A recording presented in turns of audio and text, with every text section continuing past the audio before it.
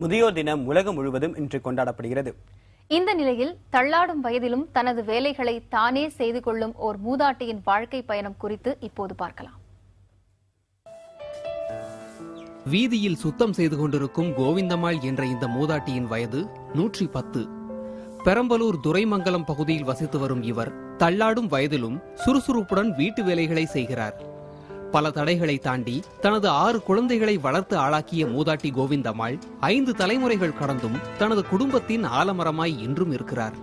6 பிள்ளைங்க பிறந்தவொடனே எங்கள் அப்பா இறந்துட்டாரு. எங்கள் அப்பா இறந்தவொடனே எங்கள் அம்மா அப்பா எங்களை நல்லபடியாக காப்பாற்றினாங்க. இப்போவும் அவங்கவுங்கள நல்லபடியாக மேலே அடுத்தவங்களெல்லாம் கட்டி கொடுத்துட்டு நாங்கள் எல்லாரும் நல்லா இருக்கிறோம். எங்கள் அம்மாவும் நல்லா இருக்காங்க. அகவை 100 கடந்த போதிலும் பாட்டியின் பார்வை திறனும் கேட்கும் திறனும் இப்போதும் நன்றாகவே இருக்கிறது என கோவிந்தம்மாளின் பேர குழந்தைகள் பெருமையுடன் தெரிவிக்கின்றனர். தனது உடல் ஆரோக்கியத்திற்கு முந்தைய கால உணவு முறையே காரணம் என்கிறார் கோவிந்தம்மாள். சோளச்சோறு தின்னோம், கம்மச்சோறு தின்னோம், நெல்லுச்சோறு சாப்பிட்டோம், வரவு சோறு சாப்பிட்டோம், செஞ்சு சாப்பிட்டோம். 5 தலைமுறைகளை கண்டுள்ள கோவிந்தம்மாள் போன்ற முதியோர்களின் அனுபவம் இளைய தலைமுறையினருக்கு வழிகாட்டுதலாக இருக்கும் என்பதில் ஐயமில்லை.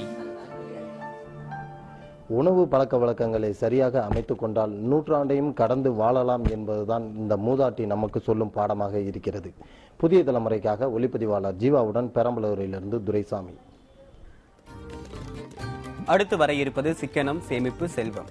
அண்மை செய்திகளுக்கு தொடர்ந்து இணைந்திருங்கள் புதிய தலைமுறையோடு.